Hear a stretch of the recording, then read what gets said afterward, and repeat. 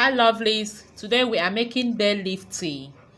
Aside using bay leaves for spices, adding it in our cookings, boiling meat, cooking rice and the rest of them, we can also drink bay leaf as tea.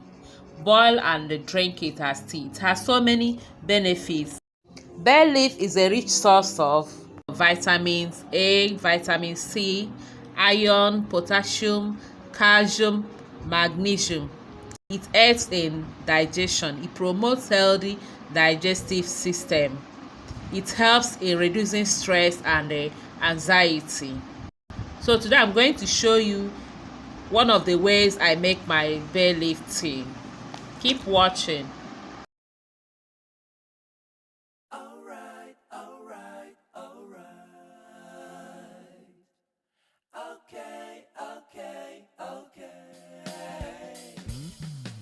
Alright, alright, alright. Okay, okay, okay. Alright, alright, alright. Okay, okay, okay.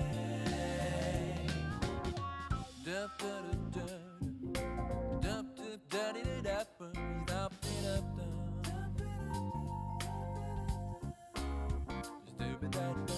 dup da da da.